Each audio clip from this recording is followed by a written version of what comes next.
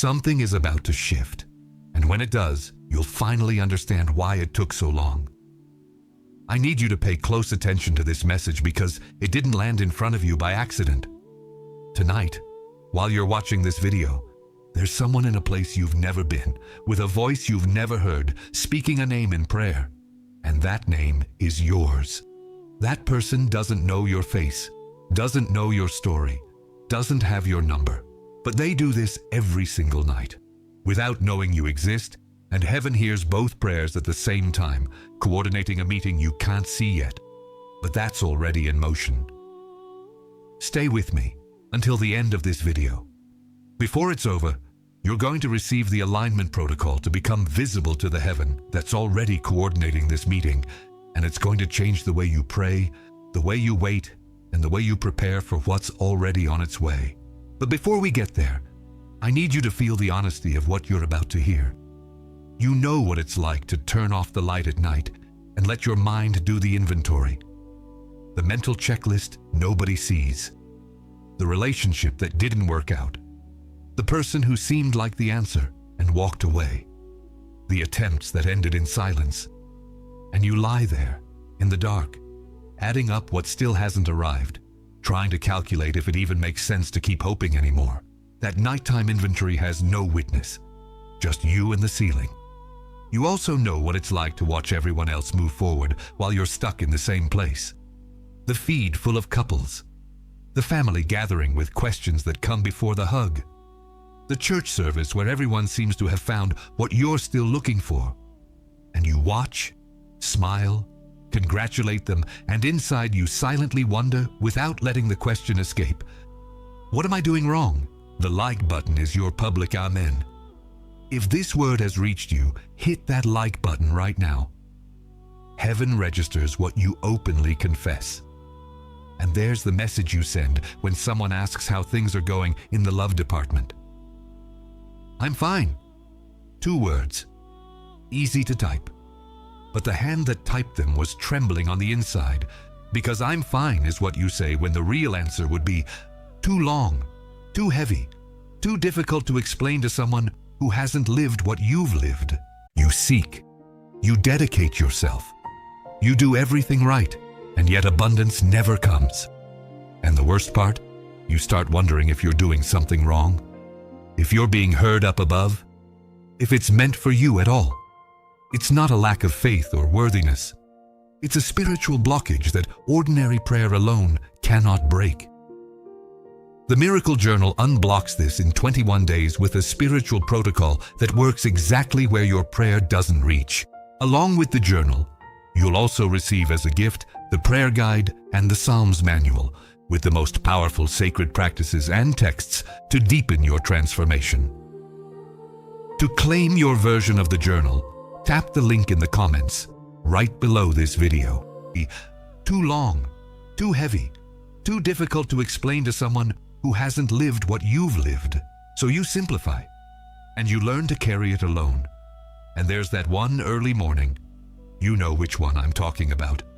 You wake up at 3 in the morning without an alarm, without any noise, without any apparent reason. Your heart feels heavy, a weight in your chest that has no name. It's not exactly anguish, not exactly fear. It's something that feels like longing for a person you've never met. Like some part of you senses the absence of someone who hasn't arrived yet. You've carried all of this standing up, without falling apart, without giving up completely. You're here, which means you still believe that what you feel exists, actually exists. And that's not naivety, that's faith. I placed you here because this word is for you. And what you're about to hear, I say because I saw every single night when you took that inventory and refused to stop believing. Here are the 3 things this message is going to deliver before it ends. First, the long wait you're living through isn't a sign that the right love doesn't exist. It's a sign that the preparation process isn't finished for one of you yet, and there's a massive difference between those 2 meanings. Second, you're going to receive the alignment protocol that teaches you how to adjust your inner frequency for the meeting that's already being spiritually coordinated. It's not magic. It's not a technique.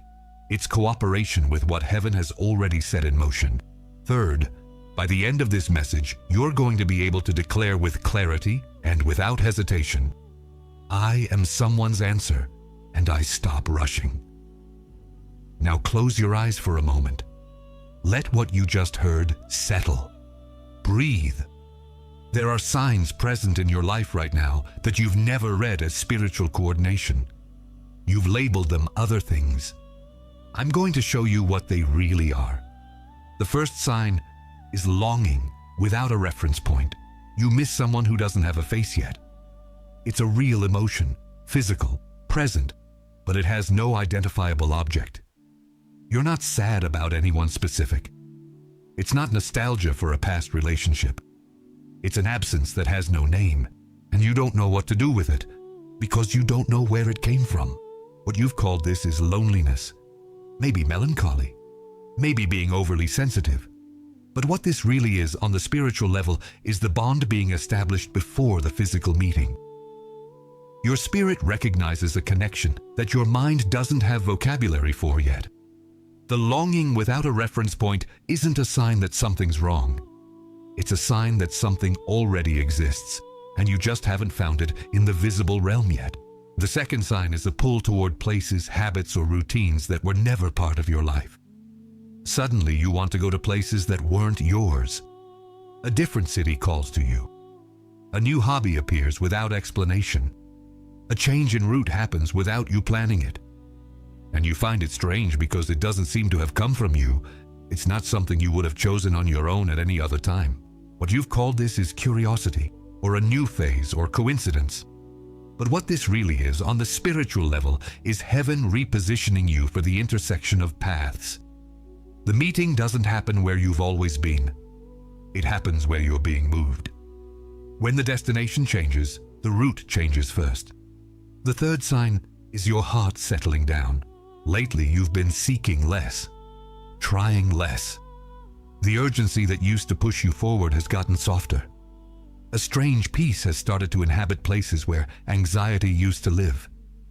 You can't explain where this stillness came from, and part of you is suspicious of it. Like too much calm means you gave up without realizing it. What you've called this is resignation, or exhaustion, or maturity. But what this really is, on the spiritual level, is tuning. Whoever stops thrashing around starts receiving. The peace isn't the absence of desire, it's alignment of frequency. When the compass needle finds the magnetic field, it stops swinging. That's not defeat, that's precision. The fourth sign is dreams with a familiar presence, but no face. You wake up from dreams where someone was there, but you can't describe their face. There was a feeling of deep familiarity, of recognition, of belonging. And when you wake up, the feeling lingers for minutes, sometimes longer. But the face wasn't there to be named. What you've called this is a random dream, or projected desire, or your imagination working while you slept. But what this really is, on the spiritual level, is your spirit processing in dreams what your conscious mind doesn't yet have vocabulary for. The spirit knows what the mind hasn't grasped yet. And heaven uses dreams to prepare recognition before the meeting. But the next sign is the hardest one to hear. It's the one the enemy has spent the most time trying to make you ignore. The fifth sign is the change in your prayer. At some point, without you planning it, your prayer changed. You stopped making the urgent request. You stopped listing the attributes and repeating the name of what you were waiting for. You stopped negotiating with heaven. And prayer started becoming different. More surrendered, quieter, more about staying than about asking. You noticed this and maybe thought you'd lost your faith. That faith left along with the urgency. But what this really is on the spiritual level is the confirmation that the preparation has reached its final stage. The internal change in how you pray isn't a sign of giving up. It's a sign that heaven was heard and answered first on the inside. Whoever arrives at surrender hasn't stopped believing. They've reached the deepest level of faith. The conviction that no longer needs intense emotion to stay standing. If these 5 signs are present in your life, type "free" in the comments right now. This word reached you with purpose. Close your eyes for a second. Take a deep breath. What I'm about to tell you won't work if your attention is divided. Let what you just heard sink in before you keep going. There's a story in the Bible you need to hear again, but from a different angle. Jacob saw Rachel for the first time in a field. The Bible says he wept, not from sadness, from recognition. Something inside him knew before his mind could process it, and he asked to work 7 years to earn her. The Bible says those 7 years seemed like only a few days to him because of his love for her. But when the 7 years were up, he was deceived. He woke up with the wrong woman, and he worked another 7 years. The common angle for this story is effort and perseverance, but there's an angle that's rarely mentioned. Jacob didn't wait 7 years because he was being punished. He waited because what was being built during those years wasn't just work. It was the depth of love. The love that came after 14 years wasn't the same as the love from that first day in the field. It was the same love, only deeper, more real, more rooted than any quick meeting could have produced. If you've waited longer than you ever imagined you would, you're in Jacob's ark. What's coming to you won't be less because it took time. It'll be more. Because what a long wait produces in love isn't wear and tear, it's roots. And there's a secular image that's going to lock this in a way you won't forget. A nautical compass has a needle that points north. But when the boat is rocking, when the sea is rough and the vessel is swaying, the compass needle sways too. It points one way, then another. To someone watching, it looks like the compass is broken, like it's lost its direction. But the needle isn't broken. It's waiting for the boat to stop rocking. Because the magnetic field doesn't disappear with the movement. It stays. When the boat finds its balance, the needle finds true north with absolute precision. You've been that needle, swinging while the boat was in a storm. You searched. You tried. You forced directions, and nothing pointed clearly. The period of stillness you're living through now isn't a broken compass. It's the needle finally finding the magnetic field that never stopped existing. Both Jacob and the compass taught the same thing. The right love isn't found through the effort of searching. It's received when your internal movement aligns with what was always magnetically available. If you identify with Jacob's weight, type Rachel in the comments. If the compass image is what resonated deepest, type compass. Both of you arrived at the right place. Let me pause for a full minute. You've made it this far. You've named the pain of waiting for what you feel exists. You've recognized signs that were always present but were never read as spiritual coordination.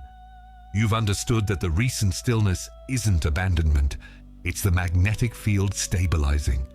And you've heard that the love that arrives after a long wait isn't smaller, it's deeper. These are facts, not conditional promises, not illusions. Facts about where you are and what's happening. And now, what I'm about to tell you isn't a human title. It's what I call you when I speak to heaven about you. Before you hear these identities, listen. I saw every single night of the inventory in the dark. I heard every "I'm fine" sent with a trembling hand. I was present at 3 a.m. when you woke up with a nameless weight in your chest. And who you are wasn't decided by how long you waited. It was sealed before you even started waiting. You are the expected one. Not the one who's waiting. The one who's being waited for. I saw every night when you chose not to settle for what wasn't right. Every time the wrong offer showed up and you felt that this wasn't it, even when it would have been easier to say it was. Every relationship that didn't progress because something inside you refused what seemed good enough but wasn't what was promised. I witnessed every single one of those choices. And each of them wasn't rejection of something good. It was faithfulness to what was right. What this identity authorizes is for you to stop justifying the wait to people who don't understand. You're not waiting because nobody wanted you. You're being awaited. There's a difference between someone who wasn't found and someone who hasn't yet arrived at the meeting point. You're the second one. You are the prepared one, not the one being prepared incompletely. The one who was prepared by exactly what you went through. I registered every past wound, every relationship that didn't work, every disappointment that taught something that couldn't have been learned any other way. Every night of inventory that sharpened something in you that ease could never have sharpened. What the past pain produced wasn't unresolvable trauma. It produced depth of love, patience of presence, wisdom of choice. You have the capacity to love with a maturity that didn't exist before what you went through. What this identity authorizes is for you to stop seeing yourself as behind. The preparation process wasn't a delay. It was exactly what makes the meeting sustainable. You're not arriving at love with the lightness of someone who never suffered. You're arriving with the solidity of someone who learned what real love doesn't do. You are the receiver, not the conqueror, the recognizer. I witnessed the change in your prayer. I know exactly when you stopped asking urgently and started surrendering with confidence. That moment didn't go unnoticed in heaven. I registered it as the turning point in the spiritual coordination. Because the right spouse doesn't respond to urgency. They respond to the field you emit. And when you changed your prayer, you changed the field. What was prepared for you won't be conquered by intense searching. It will be recognized by the frequency you emit when you're whole, prepared, and at peace. What this identity authorizes is for you to stop searching and start preparing to receive. The spouse isn't conquered, they're recognized. And recognition happens when two people who were prepared for the same meeting finally occupy the same field. Type in the comments the name of the identity you just received. The expected one, the prepared one, the receiver. And if you haven't subscribed to this channel yet, subscribe now, because what you're about to receive here was made for this moment in your life. Now it's time for the protocol of the prepared meeting. 3 steps, simple, practical, specific. They're not seduction techniques. They're not relationship strategies. They're acts of cooperation with what heaven has already set in motion. Step 1. Every night this week, before you go to sleep, pray for your partner without putting a name, face, or list of attributes to them. Declare coverage over whoever is being prepared to arrive. Say in prayer, cover whoever is on their way to me. Prepare the heart of whoever is being moved in my direction. You don't need to know who it is. Heaven already knows. Your prayer for someone you haven't met yet is the confirmation that you believe what you feel exists actually exists. And heaven uses that prayer to coordinate what you still can't see. Step 2. Identify one expectation about how it's supposed to look that was created by past pain and consciously release it. There's a mental image of how the meeting should happen, what kind of person it should be, what context it should come from. And a big part of that image was built not by faith, but by the wound of past encounters. The wound says, it has to be different from the one who hurt me. Faith says, it has to be right. These 2 criteria don't always point to the same place. Identify one expectation that came from pain, not from faith, and declare out loud that you release it. Not because it's wrong, but because the right mold doesn't fit in a shape made by the past. Step 3. Do one concrete act of care for yourself this week. One thing that communicates to heaven and to yourself. I am preparing to receive, not just waiting for it to arrive. It could be picking up something you abandoned. It could be taking care of an area of your life you've neglected. It could be investing in something that makes you grow. The spouse doesn't arrive to complete someone who's incomplete. They arrive to join someone who's already becoming whole. Prepare the ground of your life for the arrival of what was promised. The confirmation sign won't be euphoria. It won't be sudden certainty accompanied by intense emotion. The sign will be stillness, a peace that remains even without external news, even without visible results, even without an immediate answer. The right spouse isn't received in noise. They're recognized in silence. If you're receiving this protocol, type received in the comments right now. But I need to warn you about what comes next. In the next 72 hours, 3 things will be thrown at you. Not as a possibility, as a certainty. The first is false urgency. It won't come looking like a trap. It'll come looking like practical wisdom. An inner voice, or a conversation with someone close that says, "You're at this age now. You need to be more realistic about what's still possible." It'll sound reasonable. It'll use concrete facts from the visible world to justify a conclusion that serves the enemy, that you should lower the standard of what was promised. False urgency uses the clock as a weapon, but the clock has no authority over what was sealed by heaven. The second is distraction with the wrong one. And this one is the most dangerous because it's going to arrive disguised as an answer to prayer. A person will show up who fills the void temporarily, who uses exactly the opening you're waiting created as an entry point. It'll seem like heaven answered. It'll seem too right to be coincidence. But distraction with the wrong one never arrives when you're in stillness. It arrives when you're still agitated, because it feeds on urgency, not on faith. The criterion isn't whether the person seems good. The criterion is whether the peace remains, not just the emotion. The third is silence as abandonment. It'll arrive disguised as spiritual discernment. The interpretation that the stillness you're living through is a sign that God isn't going to move. That God's silence is confirmation that nothing is on the way. That the peace you feel is giving up, not faith. But you already know what the silence really is. The needle that stopped swinging didn't lose the magnetic field. It found it, and there's an internal enemy that will use your own voice. It'll say, maybe you're asking for too much. Maybe what you're hoping for isn't for you. Maybe you're idealizing. And that voice will disguise itself as maturity, as realism, as humility. But real humility isn't settling for less than what was promised. Real humility is trusting that the one who promised is able to deliver. Type protected in the comments right now. The decree has been sealed. Now put your hand on your chest, both feet on the floor. Close your eyes. Take a deep breath. Let the air in slowly. Let it out slowly. What you're about to do now is release what you don't need to carry anymore. Not as an act of resignation, as an act of trust. Release the urgency to prove you're still capable of being loved. That urgency isn't yours.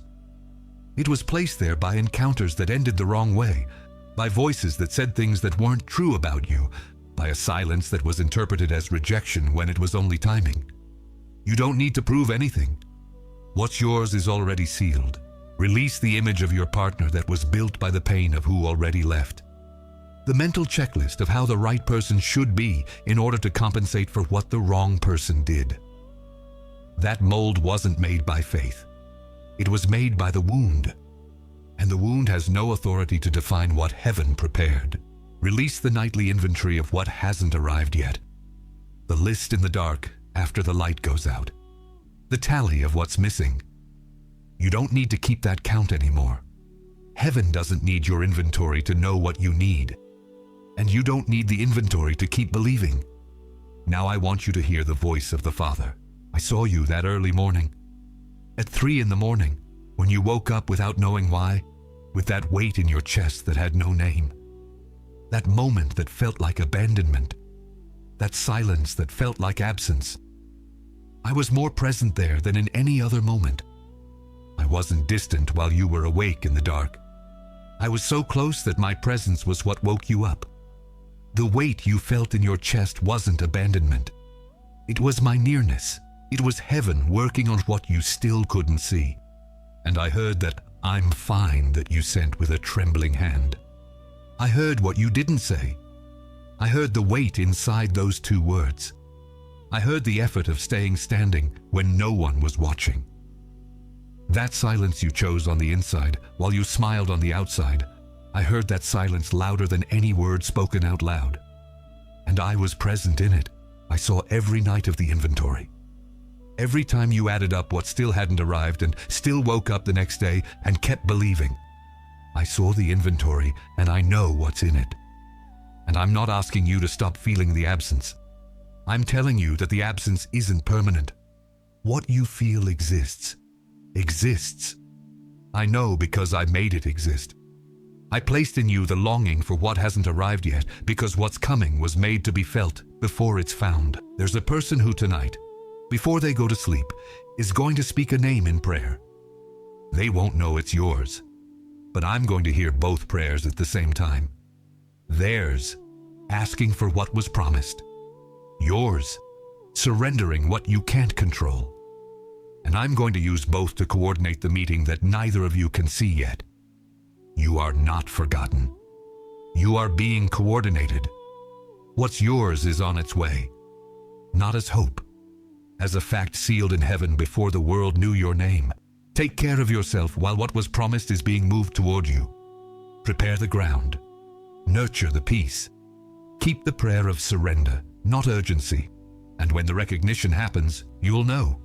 Not because it'll be loud, but because it'll be like the needle finding the magnetic field. It'll feel like you always knew. I love you, and what I promised, I deliver. Now say out loud, with your hand still on your chest, I am expected. What's mine is on its way. Say it again, with conviction, with the certainty of someone who received a confirmation, not someone trying to convince themselves. I am expected. What's mine is on its way. Type done in the comments right now, not as a protocol, as a declaration. What was delivered here has been delivered, and there's someone in your life who's also in this waiting, who does the nightly inventory, who sends the I'm fine with a trembling hand, who wakes up at 3 a.m. without knowing why. Send this video to that person right now, not to a group, to one specific person. The one you know needs to hear that they're not forgotten, that they're being coordinated, that what they feel exists. Exists? The next video is already waiting for you on the screen. It picks up right where this one left off. It is done. You are not the same person you were when this message began. You seek. You dedicate yourself. You do everything right, and yet abundance never comes. And the worst part? You start wondering if you're doing something wrong, if you're being heard up above, if it's meant for you at all. It's not a lack of faith or worthiness. It's a spiritual blockage that ordinary prayer alone cannot break. The Miracle Journal unblocks this in 21 days with a spiritual protocol that works exactly where your prayer doesn't reach. Along with the journal, you'll also receive as a gift the prayer guide and the Psalms manual, with the most powerful sacred practices and texts to deepen your transformation. To claim your version of the journal, tap the link in the comments right below this video.